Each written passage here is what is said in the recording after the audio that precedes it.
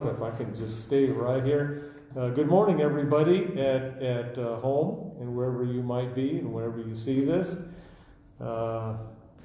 Day before Memorial Day, of course, as I've said before, if you really want to understand what you are agreeing to, if you're going to follow Jesus, a really good place to figure that out is where? The Sermon on the Mount.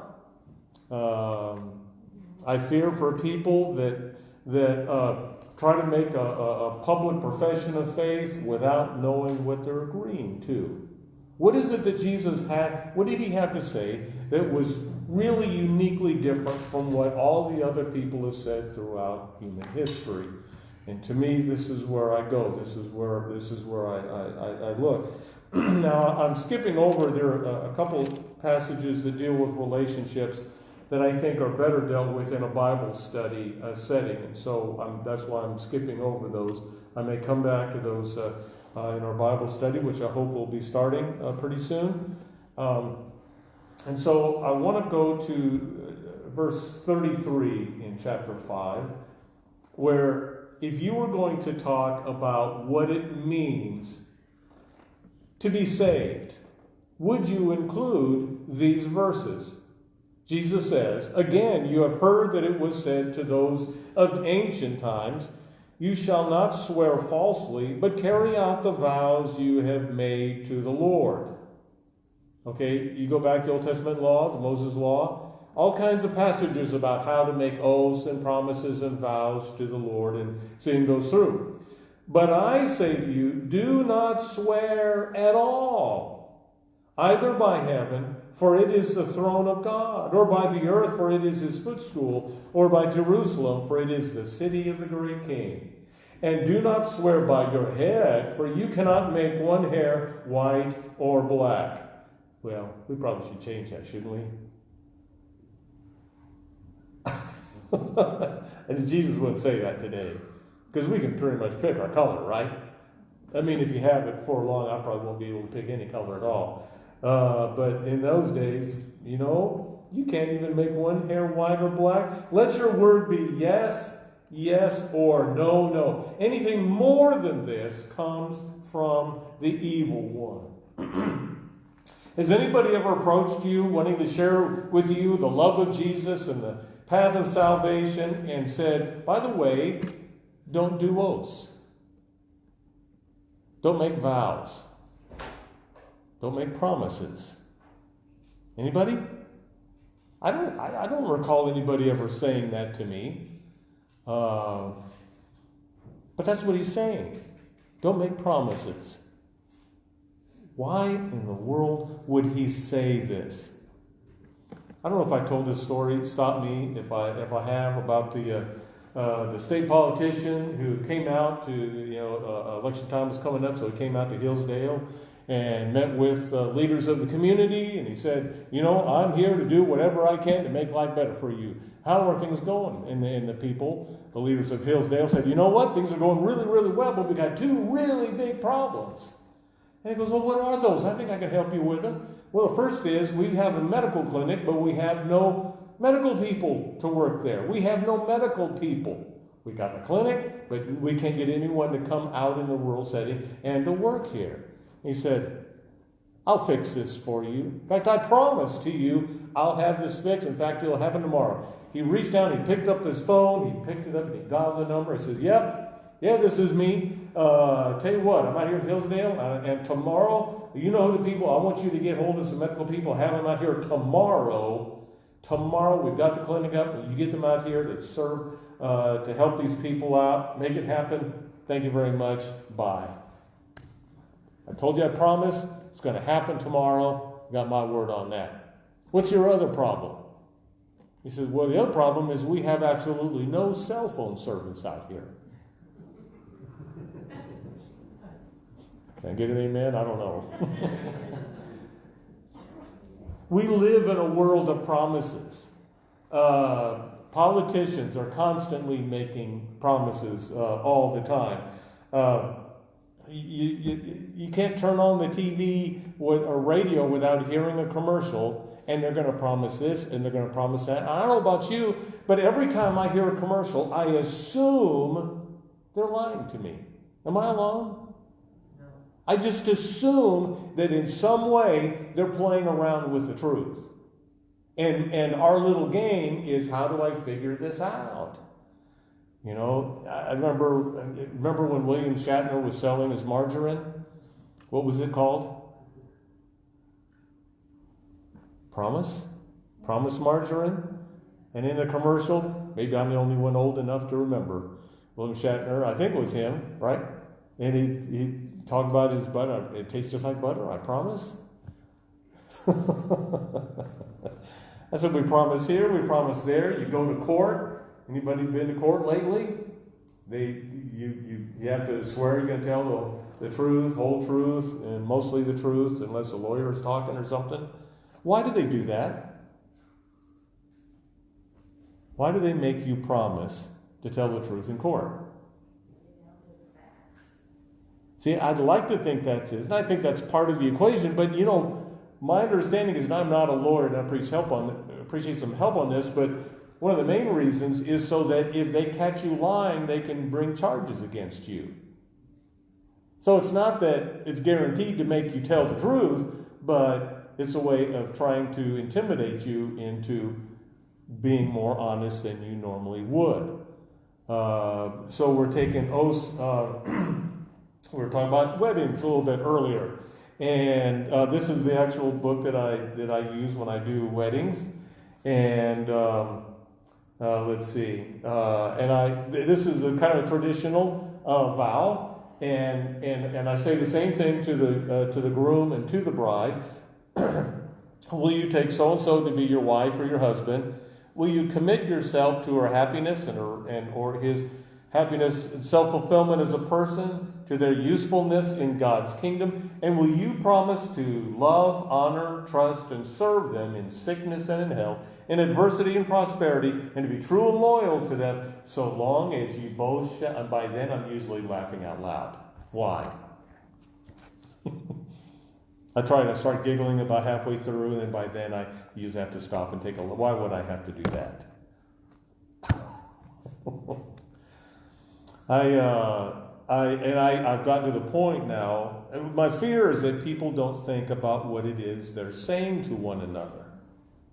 And I've taught a class, and it is one of the things I was mentioning, kind of referring to earlier. I taught a class on love and romantic relationships, and I mentioned this to you before, I think. And my close friends love to ridicule me about this because I've been so unsuccessful when it comes to those things. I think, well, that qualifies me. I know the rough road that it is. And in this class, I'd say, and as I would do with couples that I work with now, you write your vows. Why would I ask you to write your own vows? Because I want you to think about, what exactly do you want to say to one another? What are you promising to one another? And I share the traditional vows with the classes that I've taught this, and I go, what do you think about that? And normally, unanimously, they go, that's exactly what I want to say. I said, you're going to promise that no matter what happens, no matter what comes your way, you promise to be there and stand by their side. And they said, yes, everybody, that's exactly what I'm looking for. And so when I show up and this your lovely other shows up, and you find out, by the way, they just committed the most horrible crime. And I would mention a few, and really horrendous things. And they, as a class, said what? Well, it's over then. We're done. I said, wait. A minute ago, you were ready to make a promise that no matter what, you're going to stand by their side. And now you find out that they're this or that, and it's like game over. I go, yeah. I said, well, now how are you going to put that into words? Ooh, all of a sudden, it's a little more challenging than I thought it was going to be. I just thought you get up there, read a couple of sentences, and we'd say, yeah, that's good. High five everyone and go out and party. No, I want you to think about, what is you going to say? And Jesus says, don't make promises. If I'm not going to make promises, then what am I going to do? What does he say? Remember? Don't make promises. Don't make all these vows and oaths. Let your yes be yes. Let your no be no. Wait a minute. I can be so open and honest that my word... Have you ever thought about how illogical a promise is? Would you please promise to me that you will do such and such? Why would I ask you or beg you to promise? Why would I do that? What's the point? Think about it. What is the logic behind getting someone to promise something? Why would I need a guarantee? That's what I'm hoping for, because your normal word isn't good enough. I would ask you to do this or to be this or whatever. And since I can't really trust your word, I need to, will you promise? Can we do a pinky swear? And now I'll have what? Special guarantee? Wait a minute. Now think about the logic of this. I need to get a promise out of you because your normal word is not good enough. If your normal word is not good enough, what good is the promise? Which is more of your words. Could it be that to follow Jesus Christ is a radical challenge to the way I communicate, the way I express myself publicly and to one another? So that I'm not constantly like listening to commercials. What am I saying is true and what is not? What is being dressed up? What is being altered in some way to convince me this or to be that? You know, and you'll hear me say this again, what is the difference between a priest and a prophet? Throughout the Bible, you'll see priests, you see prophets. A priest is someone, and you are a priest, by the way. You are a priest when you do what? When you bring somebody close to God. A priest is a go-between. When you introduce someone to God, through your life you show somebody what it's like to know the love of Jesus. You are being a priest. A prophet is someone who what? Tells the truth no matter what the cost. Remember his little comment beginning of the Sermon on the Mount? You know what they did to the prophets? Yeah, they killed them. Why? Because they were willing to pay the price to tell the truth, no matter what. In a way, Jesus is calling us to be priestly prophets. We are the ones that will speak the truth when nobody else will. You really going to take on that kind of a life? Is my life going to get better if I start becoming that honest and open with one another? Or will they start treating me like a prophet? Or maybe even worse. I always wanted to challenge people. How would you like for one day to be completely honest and open with everybody? One day. How about 1 hour? I'll go hide at home for an hour, maybe then. We wouldn't lie to ourselves, would we? Could you make it through one day being completely open and honest? And I don't mean running around and just obliterating people with what you think about them, but you would just be straight to the point, open and honest about whatever it is was asked of you. Take a day and listen to yourself talk to other people and notice how careful we are in the way we respond. Now, a lot of that is very appropriate. I don't think God is calling us to go around and be rude in the name of Jesus. But how often am I especially careful about the way I agree to things or make promises so that it works out okay or better for me? Why do we make promises and vows and oaths? It's because we lie so well. Tell me I'm wrong. We are so good at lying. We almost get to where we believe our own lies. You know, I'm really excited to tell you this. It's always wonderful when you discover you have a special gift. I think I have a special gift. I'm starting to think I can read minds. Let me tell you why I think I can read minds. A couple days ago, near where I live, there's the strangest intersection I think I have ever seen in my life. If there's not an accident there almost every day, I can't believe it. It really needs to be completely redone. But you got four roads coming together to an intersection, and they're either going downhill or uphill and curving. And then just before they meet, there's a little short connecting road close to the intersection, enough to where, is that part of the intersection? And so you got signs for this and a couple signs for here, and then there's trees and stuff, so you can't see whether or not, do they have a stop sign or does everybody have a stop sign? It's got to be one of the most confusing intersections I've ever been to in my life. And when I'm leaving home, I'm going downhill, and it's fairly steep, right? And on either side, they may or may not know it, but they have stop signs, and I do not. And so I'm driving down the other day, and there's this lovely lady in a van, and she's here to my right, and her vehicle is doing this. You know what I'm talking about? The little creep thing? And I looked at her and I said, what? Huh? No. I've got the right of way. She's at a stop sign, and she's doing this. Now, who's coming from what direction, and who's got to stop? And she's doing this, and I'm coming downhill, and I look at her and I said, what? I read her mind. I did. What did her mind say? Yeah, she's going to go. I know she's going to go. What did she do? She went. And by then, I already started to slow down. I slammed on my brake, and all the lovely belongings on my front seat go flying. And I curve off to the right and come to the stop. And as she's kind of craning off to the right, I saw a hand go, sorry. And if I had just tooled down that road like everyone else does, it would have just been like that. So apparently I have an amazing gift.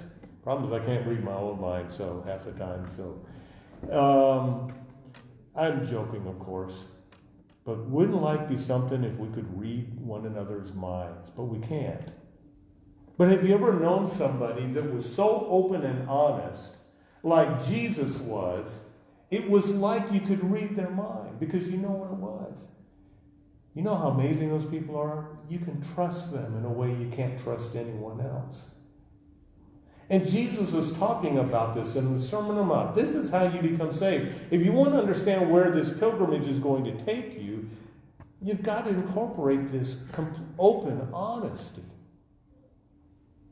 No, I'm not going to promise you because I already told you I was going to do it, or that I'm not going to do it. It's not going to change. This is where my heart is.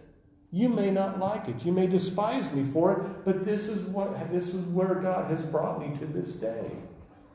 You know, how's that saying go? You'll hear people say, you know what? I just try to tell the truth as much as I can because I can't remember my lies. It's too hard to remember where I'm cheating, so I might as well just start out with the truth and go with it. This should come with a warning. Of course, he starts out with a warning. If you're going to be completely open and honest with people, sometimes not really good things are going to happen. You're going to lose friends. You might even lose family.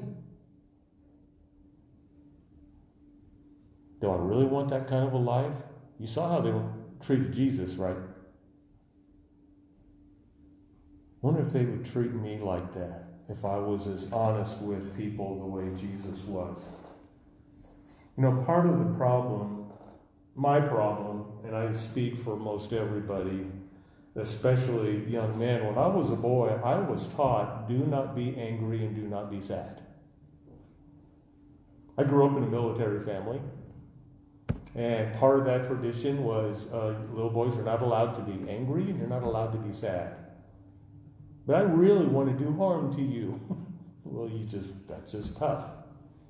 Now I want to cry my eyes out, but don't you cry. We don't do that here.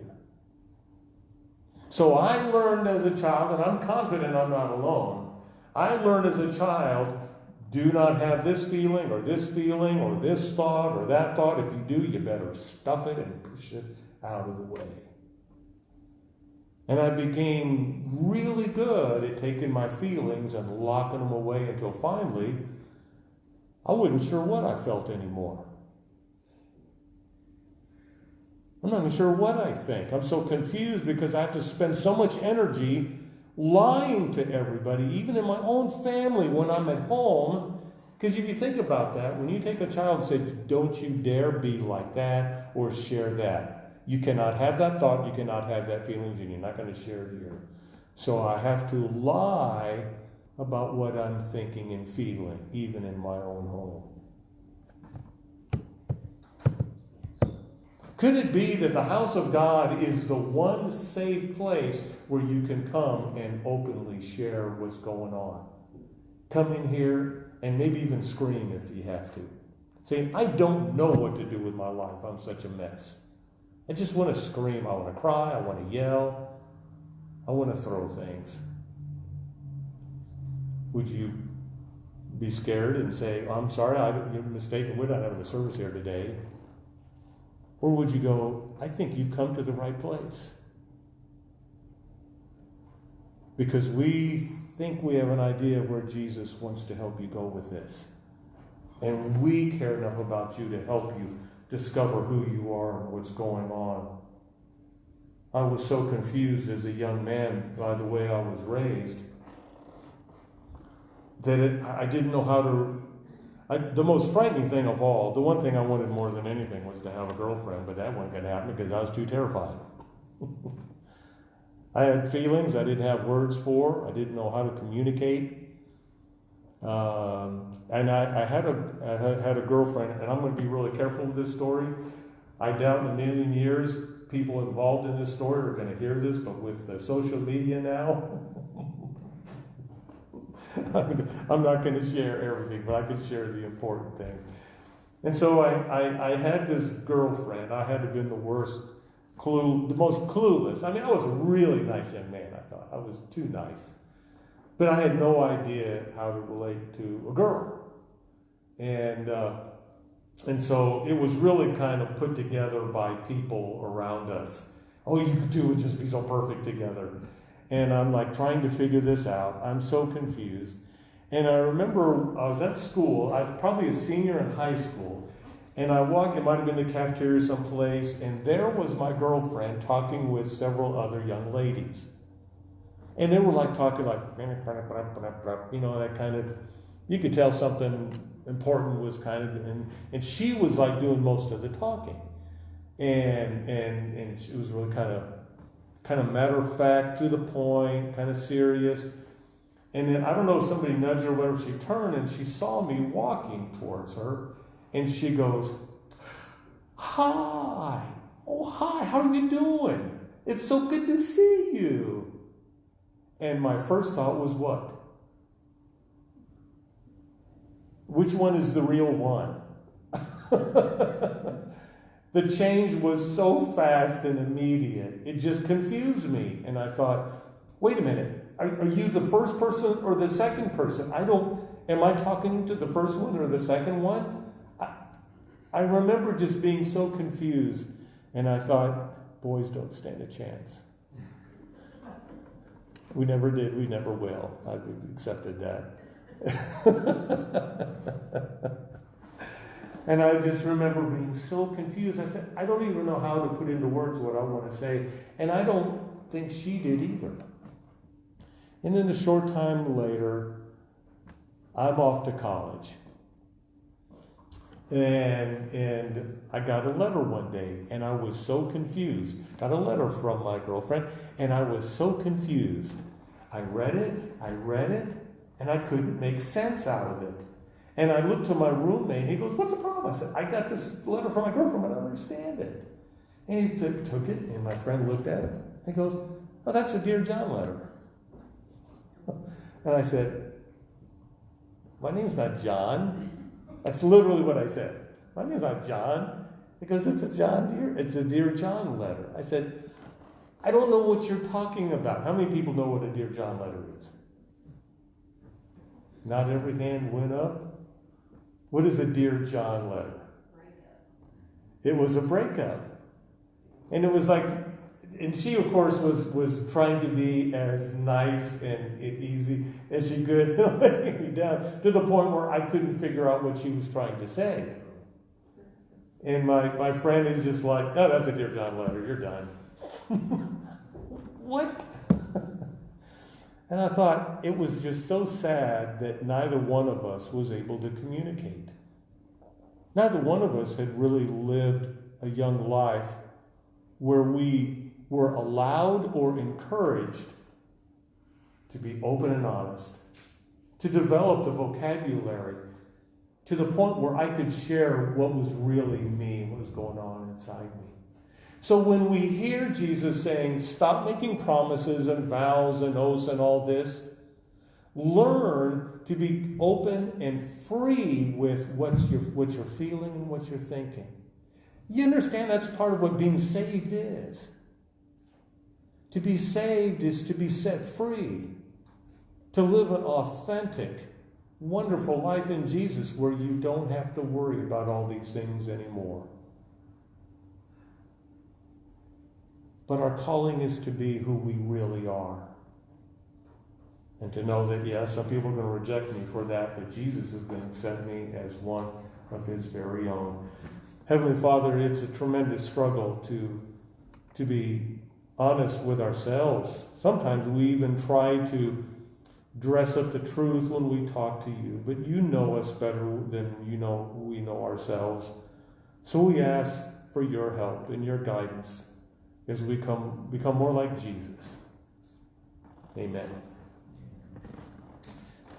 If you would, I invite you to take your hymnals, turn to number 469, and we'll close our service with one verse.